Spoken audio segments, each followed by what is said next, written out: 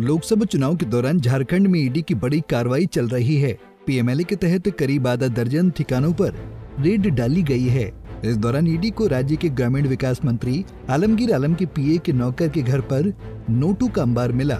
महज 15,000 सैलरी पाने वाले नौकर के घर पर करोड़ों के कैश बरामद किए गए हैं। छापेमारी के दौरान पीए संजीव लाल के नौकर के घर पर मिले नोटों की गड्डियों के ढेर को देखकर ईडी की टीम दंग रह गई, जिन्हें गिनने के लिए मशीनें मंगवाई गई।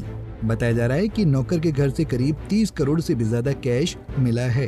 वीडियो में साफ देखा जा सकता है कि घर में किस तरह से नोटों को रखा गया है। बैग, सूटकेस और पॉलिथीन में भरकर नोटों की गड्डियां रखी गई थी। अधिकारी घर का कोना कोना छान रहे थे। रिपोर्ट के मुताबिक ईडी को जानकारी मिली थी कि आलमगीर आलम के मंत्रालय में भ्रष्टाचार चल रहा था और ये पैसा नौकरों के घर पर जा रहा था, जिसके बाद ईडी ने मंत्री के सहायकों और नौकरों के घर छापेमारी की।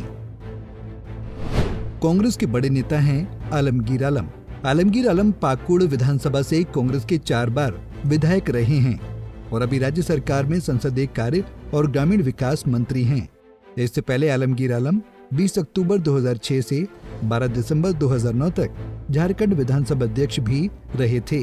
विरासत में राजनीति मिलने के बाद आलमगीर ने सरपंच का चुनाव जीतकर राजनीति में प्रवेश किया। सन 2000 में पहली बार वो विधायक बने और तब से लेकर अभी तक 4 बार विधायक बन चुके हैं। कुछ दिन पहले ही पीएम मोदी जब झारखंड में चुनाव प्रचार कर रहे थे तो उन्होंने करप्शन का मुद्दा उठाया था और उनकी रैली के कुछ दिन बाद ये कार्रवाई हुई है। भाइयों और बहनों, यहां बहुतों को याद नहीं होगा, 4 दशक पहले, 40 साल पहले एक प्रधानमंत्री उड़ीसा आए थे। 40 साल पहले, अब आपको याद हो गया होगा कौन आए थे। उन्होंने कहा था कि मैं दिल्ली से 1 रुपया भेजता हूं, गरीब तक सिर्फ 15 पैसा पहुंचता है। यानी 100 में से 85 पैसा ये कांग्रेस का पंजा लूट लेता था।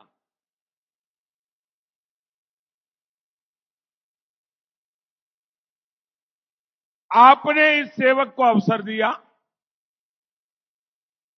मैं तो गरीब मां का बेटा हूं, तो मुझे गरीब का दर्द समझ आता है। मैंने कहा मैं रुपया 1 भेजूंगा, 1 पाई भी किसको खाने नहीं दूंगा, और जो खाएगा वो जेल जाकर के खाना खाएगा। जेल की रोटी चबाएगा।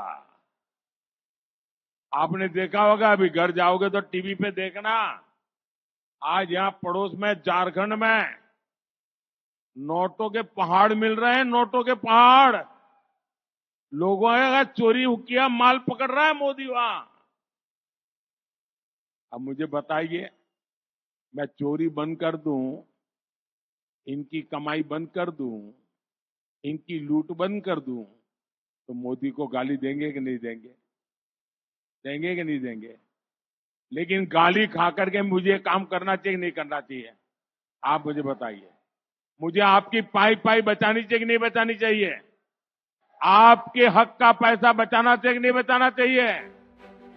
आपको बता दें कि पिछले साल दिसंबर में भी झारखंड में बड़ी संख्या में कैश बरामदगी हुई थी।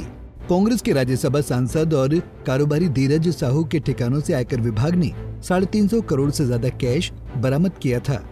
हालांकि इस बारे में जब साहू से पूछताछ हुई तो उन्होंने कहा था कि छापेमारी में जो कैश बरामद किया गया है वो शराब की कंपनियों का है। इस पर आलमगीर आलम ने धीरज साहू का बचाव करते हुए कहा कि ये मामला विधानसभा का नहीं है। बीजेपी अपनी राजनीति चमकाने के लिए विधानसभा को बतौर प्लेटफॉर्म यूज कर रही है। पैसे सिर्फ धीरज साहू के नहीं हैं, बल्कि उनके व्यवसायी परिवार के हैं। आपको बता दें कि मनी लॉन्ड्रिंग का ये मामला राज्य सतर्कता ब्यूरो की शिकायत से जुड़ा है। इस मामले में फरवरी 2023 में झारखंड ग्रामीण विकास विभाग के चीफ इंजीनियर वीरेंद्र राम को गिरफ्तार किया गया था। शुरुआत में ये सिर्फ 10,000 रुपए रिश्वत के मामले की जांच लग रही थी। इस दौरान ईडी को कुछ कड़ियां मिली जिसके तार मंत्री तक जुड़ते नजर आए, जिसके बाद ये बड़ी कार्रवाई की गई। जहां एक तरफ चुनावी रैलियों में भ्रष्टाचार के मुद्दे को लेकर बीजेपी कांग्रेस को लगातार घेर रही है, इस बीच इस कार्रवाई से भ्रष्टाचार के मुद्दे को और हवा मिलती हुई नजर आ रही है। Bureau report, Punjab Kesari TV. हमसे जुड़े रहने के लिए हमारे YouTube चैनल को सब्सक्राइब करें और नई वीडियो की नोटिफिकेशन के लिए बेल आइकॉन को दबाएं।